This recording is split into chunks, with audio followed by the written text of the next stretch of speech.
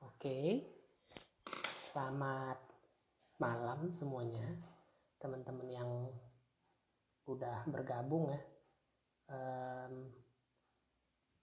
Thank you udah menyempatkan diri untuk nongol. Dan sekarang mau bahas soal buka sekolah di masa pandemi ini gitu. Nah, hari ini aku akan invite satu orang dokter ya, internis yang udah nongol. Selamat malam, Mbak. Selamat malam. Selamat malam, suaraku kedengaran nggak?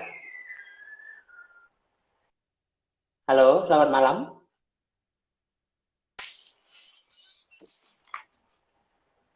Halo, selamat malam. Oke, selamat malam Bu Dokter. Atau aku manggilnya apa nih, Mbak Ninggar aja kali ya?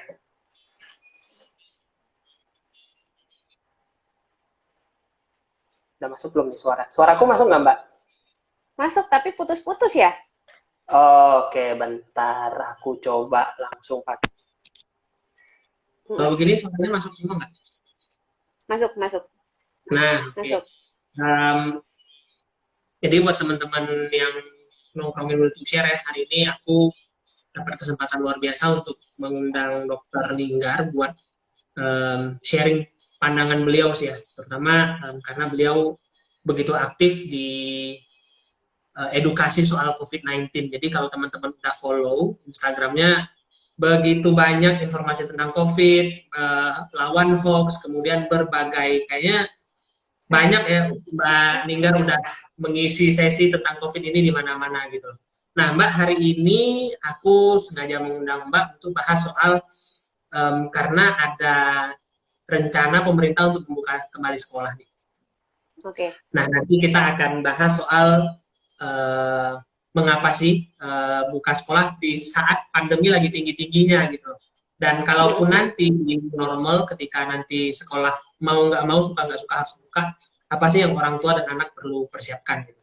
Nah, sebelum lebih jauh, kita kenalan dulu yuk dengan Bu Dokter nih. Bu Dokter Mbak Ninggar, silahkan perkenalkan diri Mbak.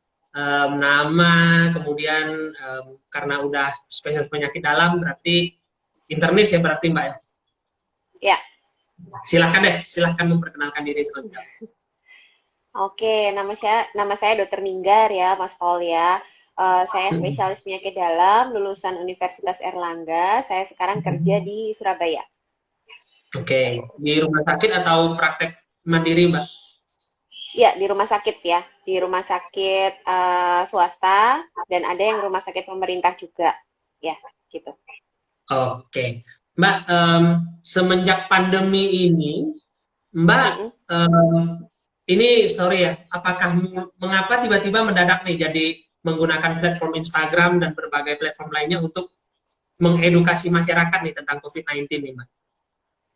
Oke, ini sudah sering saya sharing sih sebenarnya. Dulu saya pakai Instagram hanya untuk pribadi ya, maksudnya untuk pribadi sama teman-teman gitu aja.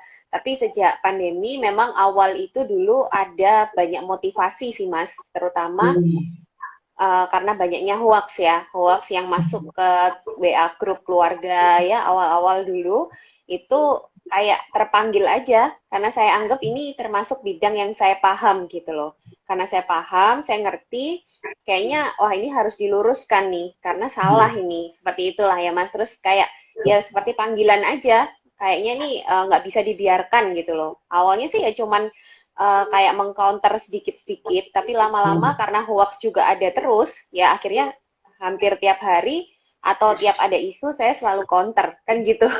Jadi awalnya ya karena panggilan jiwa aja sih, karena saya paham ya, karena ilmunya juga bidang saya kebetulan gitu loh. Jadi ya mungkin karena itu. Jadi nggak nyangka juga sampai sampai ke sini begitu. Nah, Mbak, selama COVID ini berarti kan udah kayaknya bentar lagi kita udah anniversary nih sama COVID nih di Indonesia ya. Ketika Mbak melihat pandemi COVID ini, sebenarnya yang paling meresahkan hati Mbak itu apa sih selain hoax yang bertebaran gitu? Anu ya, tetap masalah informasi ya Mas Paul ya. Karena saya lihat sih dari pemerintah pun informasi ke masyarakat itu kayaknya anu ya, apa terlalu terlalu gapnya terlalu jauh ya. Mungkin pemerintah kurang memperhatikan tentang ini. Karena saya lihat pihak-pihak pemerintah kalau komunikasi itu kayaknya sama masyarakat itu nggak nyambung gitu loh, maksudnya nggak bisa nyatu ya, jadi masyarakat tuh kayak nggak bisa nangkep apa yang mau disampaikan oleh pemerintah gitu loh. Kalau saya sih sedihnya di situ karena masalah informasi ini krusial ya, kalau sampai informasi itu tidak terkendali ya, mungkin kalau kita tahu namanya infodemik ya, kalau infodemik itu kan artinya yang kita lawan ini nggak cuma pandemiknya tapi infodemik atau banjir informasi yang juga tidak jelas. Akhirnya orang-orang awam jadi bingung. Ini yang akhirnya mempersulit kita juga untuk menyampaikan informasi yang benar, akhirnya mempersulit juga pengendalian pandemi gitu, Mas. Itu yang saya sayangkan sebenarnya. Jadi masalah komunikasi ya. Alright. Karena Bu Dokter Ninggar ini sudah berada di garda terdepan lah ya istilahnya. Nah, bisa nggak cerita Dok soal kondisi pandemi yang terakhir ini yang Bu Dokter benar-benar ini sih benar-benar concern gitu. Karena kemarin begitu melihat beberapa informasi di Instagramnya Bu Dokter kan sangat mengkhawatirkan gitu loh. Nah, seperti cerita tentang rumah sakit penuh kah atau tenaga kesehatan sudah mulai bertumbangan gitu loh. Nah, yang paling membuat concern dari seorang dokter Ninggar sekarang apa sih? Ya, tetap sama ya, karena masalahnya belum selesai. Jadi, ya, jadi intinya sih kalau concern saya tetap harus informasi ini harus disampaikan dengan sejelas mungkin ya ke masyarakat, karena ini yang kita lihat ini adalah akibatnya. Jadi kita sudah melihat yang namanya rumah sakit penuh, lalu tenaga kesehatan juga banyak yang meninggal ya. Kalau dari kita kalangan dokter tuh tiap hari selalu ada ucapan duka cita. Jadi di WA grup kita tuh selalu ada yang meninggal. Barusan kemarin juga ada senior dokter THT meninggal ya. Ya tiap hari selalu ada. Jadi yang saya concern sekarang tetap saya bisa bantu apa itu akan saya lakukan. Jadi kalau misalnya saya mengedukasi masyarakat dikiranya nantinya itu bisa lumayan berefek, berdampak, akhirnya masyarakat lebih bisa istilahnya menerima kondisi dan bekerja sama kooperatif dengan kita. Nah, itu sangat concern untuk saya sampai sekarang. Jadi sama sih dari dulu ya. Jadi belum berubah karena memang masalahnya belum selesai. Dan ini akibat-akibat yang kelihatan ini sudah semakin banyak juga kayak gitu. Oke. Nah, di tengah pandemi yang sebenarnya belum mereda ya Bu Dokter ya. Kan ada wacana sekolah sudah boleh dibuka tanpa memperhatikan peta persebaran zona merah, zona kuning, zona hijau gitu. Nah, dari sisi pengamatan Bu Dokter sebagai tenaga medis, sebenarnya kebijakan ini kebijakan yang tepat nggak sih? Atau seharusnya jangan terburu-buru gitu loh mengeluarkan kebijakan ini?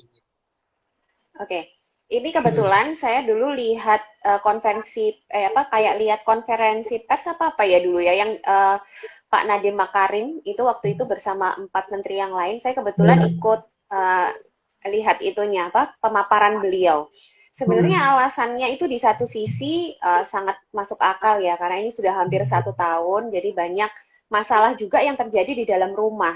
Karena anak-anak yang tidak masuk sekolah, mungkin ada seperti abuse ya, kayak kekerasan pada anak, itu sudah mulai banyak juga karena orang tuanya juga depresi ya, depresi harus menghadapi anaknya juga harus menghadapi masalah COVID dan lain-lain, mungkin ada masalah ekonomi. Jadi ada pertimbangan-pertimbangan Pak Menteri yang saya lihat di situ, dan ini yang saya bilang buah si malakama ya, karena di satu sisi ini memang juga berbahaya nantinya. Tapi di satu sisi kita lihat sendiri secara realistis, kasus COVID juga belum turun dimanapun ya. Tapi yang saya tangkap dari Pak Menteri waktu itu, dia tidak mengharuskan sebenarnya.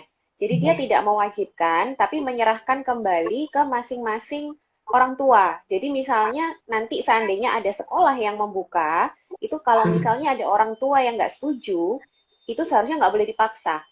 Karena itu adalah hak orang tua, ya. Kalau dari sisi ke dokter anak, saya pernah live juga sama SPA ya. Kalau dari sisi dokter anak, bagi mereka kesehatan itu jauh lebih penting daripada pendidikan.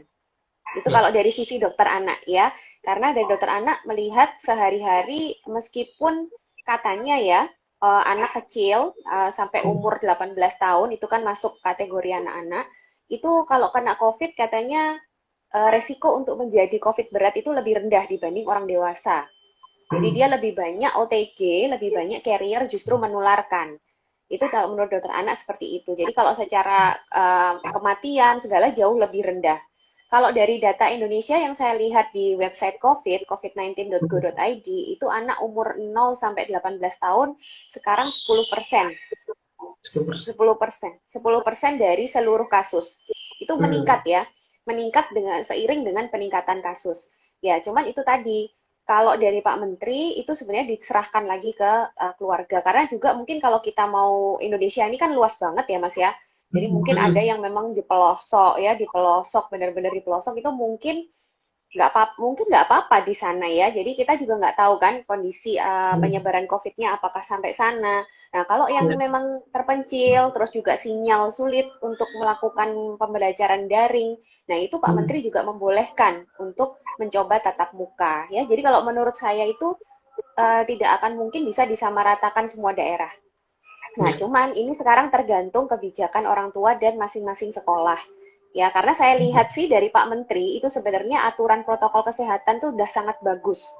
Waktu itu saya lihat pemaparannya ya sangat-sangat bagus. Cuman yang saya takutkan ini pelaksanaan di lapangannya gitu loh, Mas. Karena biasanya protokol kesehatan itu teorinya bagus, tapi prakteknya biasanya sangat jauh dari teori. Nah, itu yang berbahaya. Ya, kalau teorinya saya lihat bagus banget. Jadi kayak pengurangan, jadi ada pengurangan kapasitas muridnya ya, terus ada shift-shift juga, lalu maksimal cuma 1 jam anak itu di situ misalnya atau 2 jam. Terus setelah anak itu sekolah nggak boleh istirahat, terus tidak ada kayak kegiatan ekstrakurikuler. Sebenarnya aman kalau dari segi teorinya ya protokol kesehatannya, tapi saya nggak tahu pelaksanaannya itu. Nah mungkin untuk orang tua dan pihak sekolah yang harus benar-benar memikirkan gitu ya. Mungkin seperti itu, Mas. Nah, Mbak, kan aku karena kebetulan aku bekerja di dunia pendidikan ya. Kami pernah survei nih ke orang tua mengenai jika semester ini kita buka orang tua pada setuju nggak gitu. Hampir 70% kan nggak setuju. Tapi dengan alasan yang menarik. Hanya setuju jika, karena lebih dari setengah itu hanya setuju jika vaksin sudah siap. Nah, kalau ngomong-ngomong soal vaksin ya, kan Pak Presiden kita sudah disuntik vaksin, influencer juga sudah disuntik vaksin. Nah, apakah dengan adanya vaksin ini, kemudian lantas sekolah, anak-anak, orang tua bisa serta-merta kayak, hore, akhirnya gitu loh. Udah, berarti udah mulai ke sekolah nih, nah gitu loh. Apakah seperti itu, Bu Dokter? Iya. Ya, ini sayangnya kan vaksin belum ada yang buat anak-anak, Mas. Ini masalahnya. Kalau yang divaksin guru itu termasuk salah satu prioritas ya. Jadi guru, terus orang-orang yang bekerja di bidang publik ya, terus nakes seperti saya, ini adalah prioritas. Nanti guru pasti akan dilakukan vaksin. Tapi tidak serta-merta kalau sudah divaksin pasti aman. Karena kita harus menunggu tercapai yang namanya kekebalan kelompok ya, herd immunity. Di mana herd immunity itu baru tercapai kira-kira ya bisa lebih dari 1 tahun atau 2 tahun lagi. Kita nggak tahu tergantung cakupan vaksinnya. Ini aja yang anti vaksin menolak masih banyak. Ya, jadi kita untuk mencapai 70-80% populasi tervaksin ini pasti butuh waktu. Ya, dan yang harus diingat justru penularan itu kan tidak hanya terjadi di sekolah ya. Mungkin juga saat di perjalanan ya, mungkin juga pada saat di sekolah misalnya gurunya sudah divaksin semua, tapi anak-anak ini kan bisa berpotensi carrier juga. Nah, ini kan juga harus kita pikirkan ya, antara anak ini apa bisa tetap bisa menularkan karena anak-anak juga belum divaksin. Ya, tapi kalau ya gimana ya? Kalau menurut saya sih seandainya pun protokol kesehatan itu bisa dilakukan dengan baik, itu sebenarnya oke loh, Mas. Sebenarnya oke. Ya, cuman masalahnya pelaksanaan karena ini kita bukan skeptis tapi realistis ya. Karena saya lihat kayak protokol kesehatan di rumah apa? Di rumah makan ya, protokol kesehatan di mall, protokol kesehatan di mana-mana itu sebenarnya bagus. Tapi kadang-kadang pelaksanaannya kan nggak sesuai ya. Ya itu yang ditakutkan gitu loh. Nah, tapi kalau seandainya mereka memang komitmen, kan banyak tuh ya kayak di Korea Selatan ya, maksudnya di luar negeri itu mereka benar-benar buka sekolah dengan protokol kesehatan yang ketat banget. Dan itu nggak apa-apa karena itu memang sudah sudah melalui beberapa istilahnya uji ya, oh ini yang paling aman, ini yang paling aman. Kalau memang bisa seperti itu sebenarnya oke. Ya, cuman kembali lagi pelaksanaan protokol kesehatannya ini gimana? Dari Pak Menteri sudah bagus banget protokol kesehatannya kalau saya lihat gitu. Nah, Mbak, tadi Mbak sempat menyinggung soal kemungkinan anak menjadi carrier gitu. Berarti kan sebenarnya risiko lebih besarnya adalah anak membawa virus itu pulang ke rumah, di rumah itu banyak yang berpeluang tertular dan justru komorbid gitu loh Mbak ya. Nah mungkin banyak nih teman-teman yang belum tahu nih komorbid itu sebenarnya apa sih dan apa yang harus dihindari oleh orang-orang yang komorbid di rumah gitu. Ya, komorbid itu artinya penyakit penyerta. Jadi penyakit ini sudah ada sebelumnya, mungkin kronis ya, seperti penyakit dalam, seperti diabetes mellitus, hipertensi, ya, kolesterol, mungkin ada penyakit autoimun, mungkin ada juga penyakit kronis yang lain lah. Jadi penyakit penyerta itu penyakit yang sudah ada sebelum orang ini terkena COVID ya, terus dia sudah ada kronis. Nah, ini sangat berbahaya kalau misalnya terinfeksi, termasuk salah satunya COVID. Kalau kondisi penyakit penyertanya itu tidak terkontrol. Kalau tidak terkontrol, itu bisa dikhawatirkan kalau kena COVID, dia akan menjadi kondisinya lebih berat. Seperti itu. Oleh karena itu kan kita selalu dibilang, kalau kita melakukan protokol kesehatan, itu kan bukan hanya melindungi diri kita, tapi orang rentan di sekitar kita. Nah, maksudnya itu orang-orang mungkin yang memiliki penyakit penyerta ya, atau kadang-kadang itu ada orang yang tidak tahu dia punya penyakit penyerta, karena di sini di Indonesia ini budaya untuk medical check up itu juga belum rutin, Mas. Kalau di luar negeri kan ada asuransi ya, kalau di luar negeri itu asuransi itu bisa, maksudnya semua orang itu bisa gratis melakukan medical check up gitu loh tiap tahun. Tapi kalau di Indonesia kan enggak. Kalau yang nggak punya biaya biasanya nggak akan melakukan medical check up. Nah, padahal orang-orang ini seperti hipertensi, diabetes mellitus itu sekarang sudah bergeser, lebih muda pun bisa bisa kena gitu loh. Karena masalah pola hidup ini kan ya, pola hidup kita ini sudah mulai bergeser ke yang nggak sehat. Nah, oleh karena itu orang-orang ini belum tentu sehat. Siapa tahu umurnya masih 35, 40, tapi ternyata dia punya diabetes. Ternyata dia juga punya hipertensi, kita nggak tahu. Nah, oleh karena itu kita harus menjaga ya. Nah, anak-anak ini memang salah satu potensial mereka menjadi carrier itu itu memang sudah ada jurnalnya juga, jadi mereka lebih ke asimptomatik ya, lebih ke OTG kalau anak-anak gitu. Oh, berarti sebenarnya kebijakan ini ya kayak Bu Dokter tadi bilang ya, secara teori itu bagus, tapi pelaksanaannya sebenarnya sangat rumit nih, bukan hanya rumit di teman-teman yang bergelut di dunia pendidikan, karena guru sendiri juga harus memikirkan bagaimana mengajar yang efektif dengan model kelas dibagi-bagi. Kemudian masih lagi ada risiko anak-anak yang di sekolah membawa pulang virus kemudian menulari orang-orang di hukum gitu. Nah, Dok, sedikit berandai-andai ya di masa mendatang, karena kan kemungkinan besar kita tidak akan bertahan dengan keadaan belajar seperti ini, belajar daring terus-menerus gitu. Mungkin cepat atau lambat Indonesia juga akan sedikit memaksa untuk membuka sekolah. Nah, ketika itu sudah dipaksa dan akhirnya orang tua tidak diberi pilihan, apa sih yang kira-kira orang tua perlu persiapkan anak-anaknya supaya lebih kecil kemungkinannya terinfeksi COVID-19, Bu Dokter?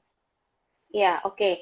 Mungkin kalau itu sampai dipaksakan, saya yakin perkumpulan dokter anak akan memperjuangkan ya. Karena mereka yang paling keras sekali bersuara tentang ini. Karena bagi mereka tetap kesehatan itu adalah yang paling penting dibandingkan pendidikan. Kalau bagi dokter-dokter, pasti kita, semua dokter sih pasti berpikir seperti itu ya, terutama dokter anak gitu loh. Cuman kalau misalnya nanti memang ada pilihan yang misalnya harus sekolah, agak sulit ya Mas ya, karena kita lihat dulu dia sekolah ini, anak-anak ini kelas berapa. Kalau misalnya kayak TK, PAUD, SD, misalnya disuruh protokol kesehatan kan juga pasti masih sulit ya. Nah, agak terlalu kompleks memang masalah ini. Jadi bisa dibilang kita harus hati-hati banget lah untuk melakukan atau memutuskan mengenai pembukaan sekolah. Karena bukan masalah apa-apa ya, karena kita tahu sendiri COVID ini masih tinggi. Nah, kecuali kalau nanti memang sudah ada vaksin yang kira-kira misalnya ada orang-orang yang memang sudah diwajibkan vaksin ini sudah mulai banyak yang tervaksin, cakupannya mulai luas. Nah, saat pandemi terkendali, terkendali ya, saya bilang bukan selesai. Nah, pada saat terkendali mungkin kita lebih bisa untuk mencoba membuka sekolah. Karena di luar negeri juga pembukaan sekolah itu dilakukan bukan pada saat pandeminya selesai, tapi terkendali. Itu intinya. Ya.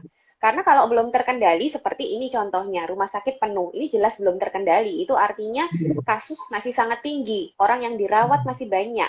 Nah, gimana cara mengendalikan? Salah satunya kita usahakan dengan vaksin. Dengan adanya vaksin, nanti kalau orang-orang yang butuh perawatan rumah sakit itu nanti akan berkurang jumlahnya, nah itu di saat itu kita mungkin lebih bisa mengendalikan. Nah, pada saat pengendalian itu sudah kita pegang, baru bolehlah kita coba untuk pembukaan sekolah. Kalau menurut saya itu lebih bijak. Kita nggak usah nunggu sampai selesai ya, tapi Ya. sampai terkendali gitu. Kayaknya di luar negeri juga seperti itu.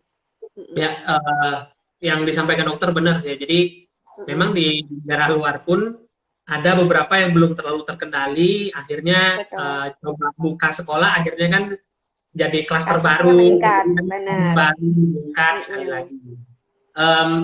Kondisi kita sekarang bagaimana sih dok? Apakah terkendali atau sangat di luar kendali atau bagaimana nih kondisi COVID kita terkini sekarang? Kalau aku lihat di story-nya Bu Dokter kan justru kayaknya sudah melampaui standar WHO ya. Iya, Mas. Jadi kalau kita lihat pakai parameter-parameter epidemiologi, itu kita belum pernah masuk ke kondisi terkendali ya. Karena pertama, masalah testing. Kita testingnya itu jauh sangat rendah ya dibanding targetnya WHO. Positivity rate kita itu masih tinggi banget. WHO Ya. itu targetnya di bawah 5%. Di bawah 5% itu artinya dari 100 orang yang dites hanya ditemukan 5 orang atau kurang. Itu artinya yang dites banyak ya, itu artinya yang dites banyak. Sedangkan Indonesia positif rate-nya sekarang masih lebih dari 25%. Artinya dari 100 orang ditemukan 25 yang positif. Itu berarti tesnya masih sedikit juga. Ya, Ya. itu atau itu pilihan pertama, atau yang kedua kasusnya emang tinggi banget. Jadi sampai benar-benar ada 25 dari 100 orang. Itu juga bisa ya. Terus kalau kita lihat juga pertambahan kasus tiap hari juga masih banyak, Mas. Apalagi sekarang tambah banyak ya setelah liburan ini. Dulu kan kita di angka tambahnya 7.000, 8.000 per hari. Sekarang 12.000 ya. Jadi Ya. itu sangat-sangat menunjukkan suatu hal yang jelas kita belum terkendali. Rumah sakit penuh ya. Jadi no lah, kalau sekarang kita harus buru-buru untuk membuka sekolah, benar-benar harus dipikirkan dulu. Ya, karena ini kemarin aja yang kondisinya masih lebih, istilahnya lebih lebih ringan daripada ini, itu aja kita masih bingung ya mau buka sekolah apa enggak, apalagi sekarang. Jadi lebih baik mungkin kita tunggu sampai bisa mengendalikan. Ya, sedikit banyak bolehlah kita usahakan dengan vaksin. Tapi ya semoga ya, ini juga masih usaha ya Mas, kita masih nggak tahu. Selama orang-orang juga masih, kita juga masih nggak patuh ya, terus pemerintah juga testing tracingnya juga masih lemah, ya itu tetap akan sulit sih. Jadi ya harusnya sih semua elemen juga bekerja sama ya, karena vaksin ini juga bukan satu-satunya senjata gitu loh. Kalau divaksin tapi orangnya terus nggak pakai masker, kumpul-kumpul, kena lagi, ya sama aja kan. Ya kayak Seperti gitu. yang lagi hot kemarin ya. Nah, Bu Dokter, eh, bagaimana sih sebaiknya kita mengedukasi orang tua yang agak ngotot nih dengan udah agak aman kok gitu loh, udah di sekeliling saya nggak ada nih yang COVID, kalaupun ada ya fine-fine aja karena mungkin bertemu dengan orang-orang yang OTG gitu. Udah Ya. tatap muka aja gitu loh. Nah, kira-kira Bu Dokter menyarankan orang-orang tua yang minim informasi ini harus mengakses kemana sih dok? Selain kalau saya sih akan rekomendasikan follow Instagram Bu Dokter.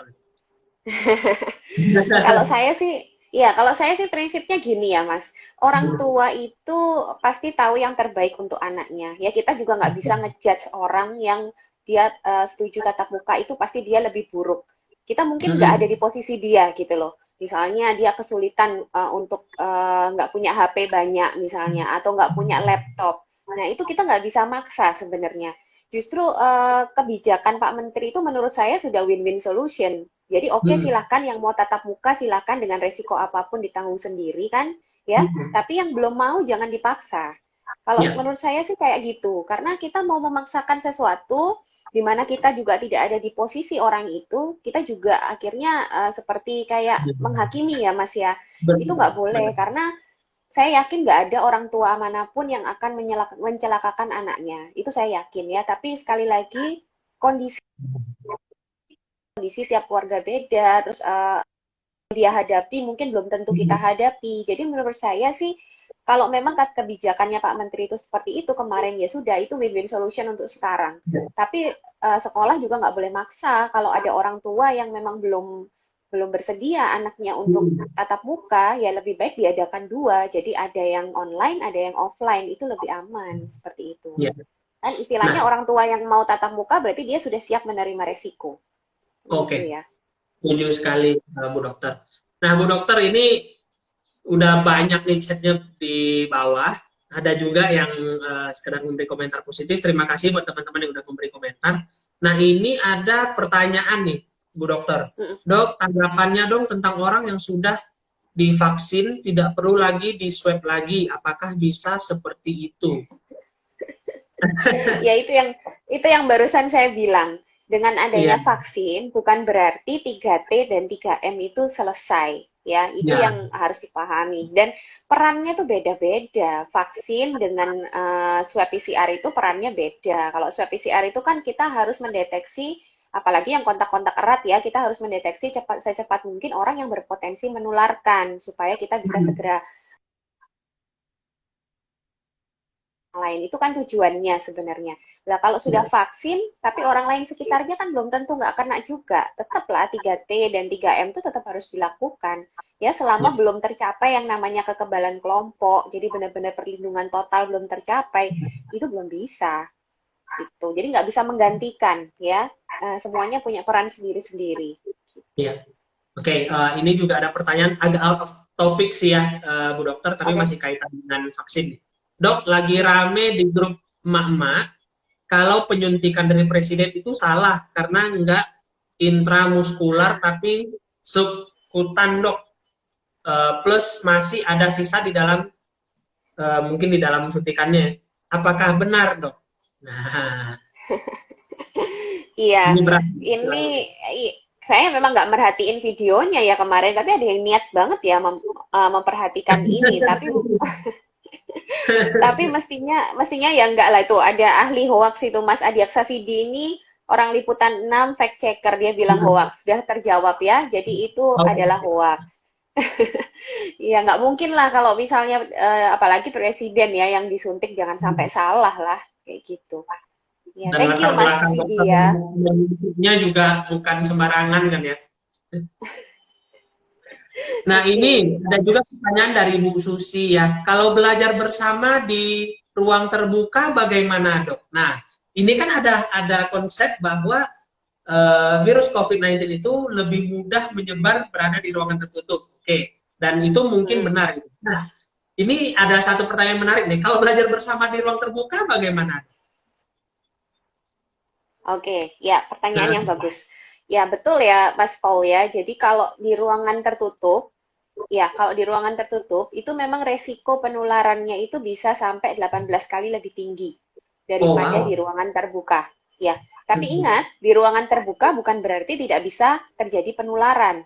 Karena Ya. penularan COVID ini kan dari droplet ya. Droplet itu ukurannya dari yang kecil sampai yang besar ya, di mana ukuran droplet yang paling besar itu bisa menularkan ke orang lain kalau jaraknya dekat. Ya, Ya. misalnya ini memang belajar bersama, tapi tidak menggunakan protokol kesehatan, terus dia kontak fisik, dia dekat, itu juga bisa menular. Bukan dari aerosolnya, tapi dari dropletnya. Ya, kalau memang ada rencana untuk belajar bersama di tempat terbuka, tetap harus ada jaga jarak. Ya, tetap harus menggunakan masker. Itu tetap, karena droplet-droplet yang besar ini justru menularnya kalau kita berdekatan dengan orang Ya. tersebut ya, apalagi yang kontak erat sampai kontak fisik. Jadi di ruang terbuka memang menurunkan resiko, tapi bukan berarti menghilangkan resiko itu sampai nol. Jadi tetap harus jaga jarak dan tetap harus ada penggunaan protokol kesehatan yang ketat juga. Seperti itu. Oke, jadi bukan berarti ketika udah di luar ruangan, jadi jaraknya tinggal 30 cm, kemudian maskernya pakainya seadanya, kemudian tukar-tukaran alat tulis atau alat belajar, jadi big no juga tetap ya Bu Dokter ya.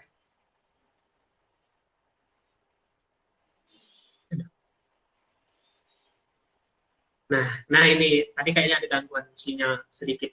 Oke, Bu Dokter, menurut saya sih kalau dari saya ini udah banyak menjawab pertanyaan-pertanyaan kegalauan saya selama ini.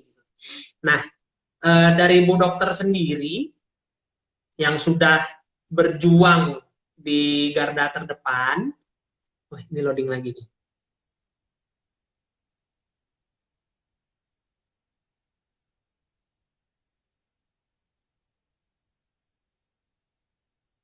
Oke, terputus nih dari Bu Dokternya, kayaknya sinyalnya putus, nggak masalah. Yang jelas teman-teman yang udah menonton ya, udah nonton live Instagram ini dan nanti nonton di IGTV saya, sepertinya sudah cukup jelas arah pembicaraan kita bahwa kebijakan buka sekolah ini meskipun dikembalikan ke orang tua, tetap harus melihat kondisi kita saat ini gitu. Dan kondisi kita saat ini sepertinya masih belum memungkinkan, dan win-win solution yang ditawarkan oleh Mas Menteri kemarin menurut beliau adalah langkah yang paling tepat. Nah, pertanyaan-pertanyaan dari saya sudah selesai. Jadi terima kasih buat teman-teman yang udah stay in tune di Will to Share edisi hari ini ya. Terima kasih juga buat Dokter Ninggar, dan terima kasih juga buat pertanyaan, saran, dan kritik yang sudah teman-teman sampaikan di kolom komentar tadi. Sampai jumpa di Will to Share edisi minggu depan. Dan have a nice weekend everybody, dan tetap sehat. Ingat pesan Dokter Ninggar tadi, meskipun sudah ada vaksin, tapi kita tetap 3T dan 3M dijalankan dengan baik. Oke, saya pamit. Sampai jumpa di Will to Share selanjutnya. Terima kasih yang sudah menonton di live.